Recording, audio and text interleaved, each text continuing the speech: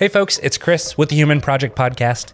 In this episode, we're going to talk about this concept of open doors. Maybe you've heard it as the phrase of when God closes a door, he opens a window, or God really opened this door for me. Why do we use those phrases? And what does it tell us about the deeper mindset and the philosophy and theology we have about how we work with God? So this episode goes pretty deep, so take a listen, let us know what you think, and let us know what other Christianese phrases you'd like for us to explore. Hi, Mark.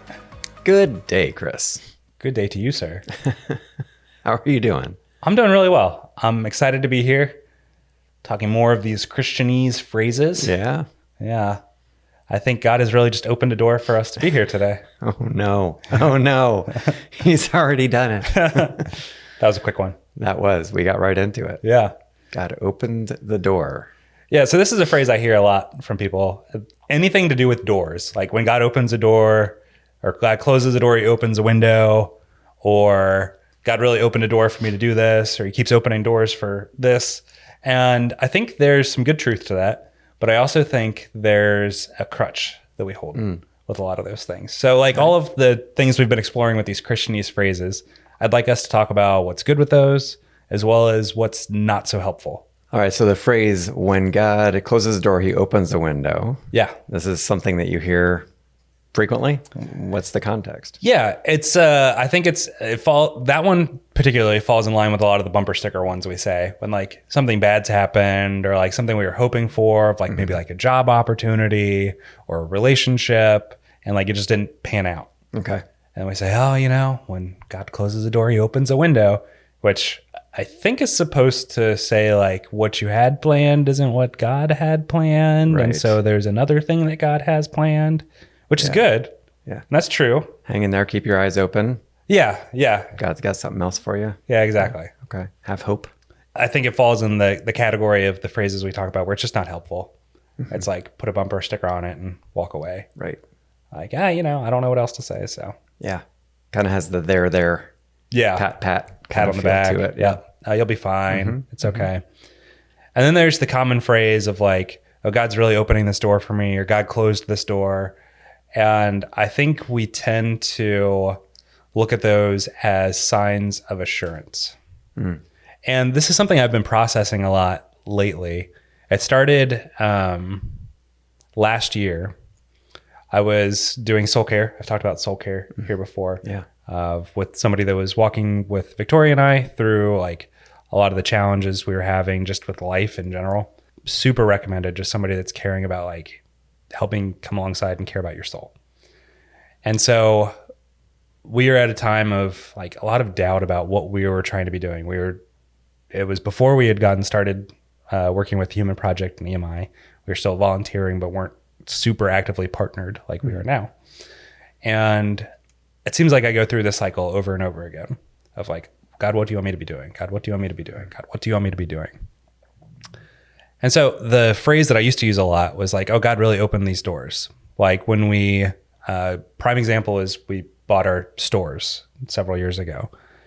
And we had a lot of experimentation that was built into it. We've talked about experimentation here. Like, okay, well, if we can get funding for this, or if we can get approval for this, or if we can move to this spot and do this location, like these are all signs that are check, check, check.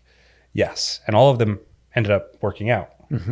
But I think the danger is using that as our only mechanism of seeing God working in something. Yeah. Is that it's easy. And I think we tend to confuse open doors with, like, if it's easy, it's what God wants me to be doing. Okay.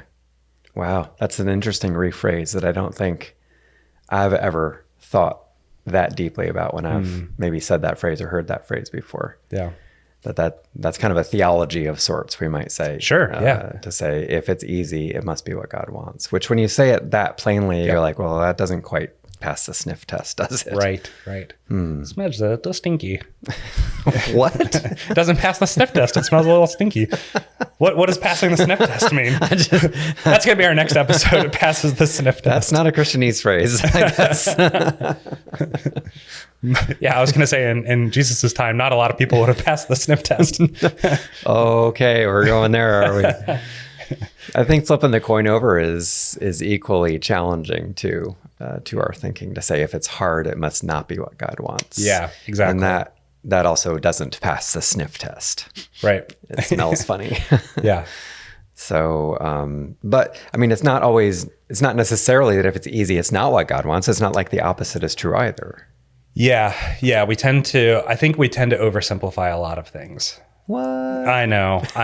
It's why we end up talking about this stuff, is because we want to pull back and think about what we're actually thinking about. Yeah. Which is super meta. But it really convicted me, because that's how I've been approaching a lot of my life. Like, oh, well, if it's easy, if it's natural. There's a author out there, his name's Greg McKeown. He wrote the book Essentialism, and then a book called Effortless. Mm-hmm. And Essentialism, by far, one of the best books I've ever read, because it talked about like, he's basically like Marie Kondoing your life. Okay. Like, what are the things that bring you joy? What are the things that are most essential? Not just trying to store up stuff. And there's some really good biblical themes in there about focusing on what's most important and making direction towards that. So his second book is about Effortless.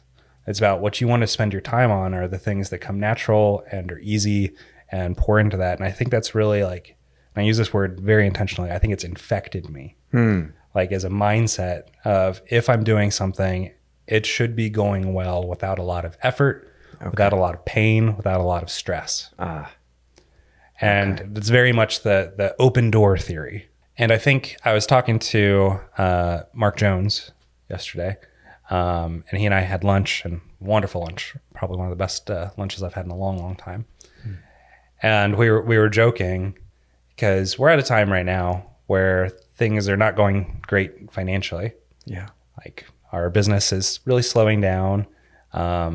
We've gotten some wonderful donations for EMI and the Human Project, which is awesome. Yeah. But at the same time, it's not filling the void of other things. Yeah.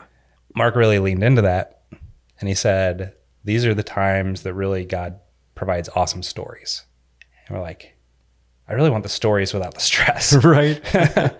And I think as I'm talking about this, I realize I'm talking a lot, is what I would ask people to consider is change that open door theory of like, okay, there's a door open, so I need to step into it. Or that door was easy to go through, so it's confirmation that it was the right thing to do. Not be afraid of knocking on closed doors or pushing down closed doors when there's wisdom, and not just the sake of easy or hard to determine what God wants you to be doing. That direction that we're heading in, easy and hard, is not, at least not the only or the primary indicator of whether we should be going in a certain direction. I absolutely agree. I'm curious, for your perspective, what's your approach to open doors, closed doors, easy, hard as confirmation? Interesting. Yeah, I think it's shifted over the past year or 3, somewhere in that range, kind of almost without me realizing what was going on. There's some major milestones at 1 and 3 years ago. Yeah, there's a lot that's been going on, definitely. And I think the major shift has been relationally with God. Not that I didn't have a relationship with him before at all, just leaning into it like I would, my relationship with Christine, that I wouldn't expect that she's going to run around and like literally open doors for me or close doors or whatever. Even though she loves me, there may be some cases where she does do that. She makes something easier. She provides something that I need, or helps me, by not having something around. That's, I'm trying not to eat, certain things right now. And so she's not buying them at the grocery store. Certainly that happens, but that's not how we interact. That's not how we operate. That's not how we love and support each other as a primary approach. And so instead, leaning into, I call like conversation with God, into abiding with him. Like, the more that I know his heart and who he is, the more that I'm able to discern whether that thing that's easy is the thing that he wants me to do, or the thing that's hard is the thing he wants me to do, or vice versa. It becomes a conversation, which sounds really simplistic to say. It does. But I started that answer to what you asked very intentionally, saying it's happened over years. Just like a good, deep human relationship takes time to develop as well. That's something that sometimes unintentionally and sometimes very intentionally I've been trying to be with God more so that I can understand his heart better. Because I think that's what I see Jesus doing. If I look at the pattern of Jesus, he does some things that seem like that's really hard. Why would you do that? Right? Yeah. Some things that are really easy, he does as well to him. I mean, he's God after all. At the same time, fully man. So so that wasn't his directional indicator either. And what he says are things like, I'm just doing what I see my Father doing, which I don't think is just a principled answer. I think it's also very specific. Which person sitting here at the pool of Bethesda is God doing something with? Is Daddy working with? That's who I'm going to go work with, right? That's a difficult thing, but it's very relational. That's a really eye-opening statement for me, because I think the way that I tend to look at it as is open doors are kind of a map. Like I'll go through the doors that are open to follow, but that's a very impersonal look at it. It's like God just gives us a map and says, go do it. Yeah. And that's not at all what he's calling us into. Like I love the word that you used, abide, because that's exactly what he's calling us into, is he's going side by side with us. Yeah. Jamie at Marymount Church talked about like this apprentice model in his sermon this past week. And it was really, really helpful for me, because he's talking about like going side by side. Like he's saying, watch how I'm doing this. And it's like, you're joined at the hip.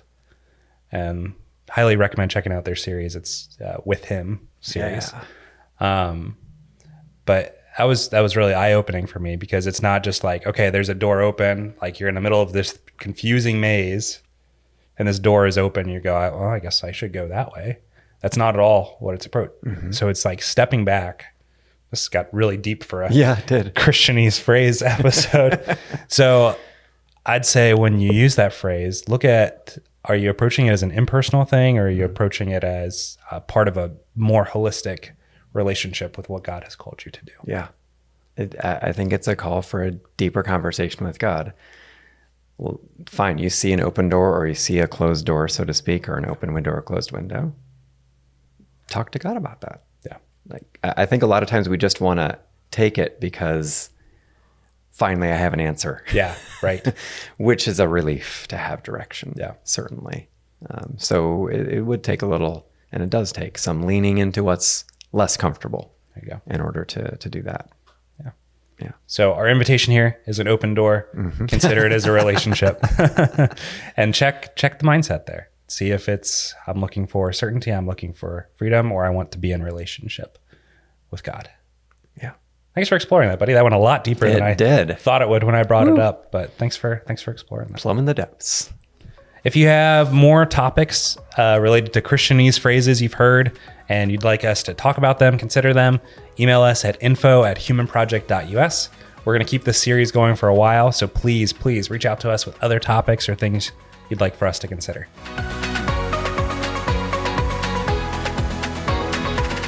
Hey folks, thanks for tuning in today.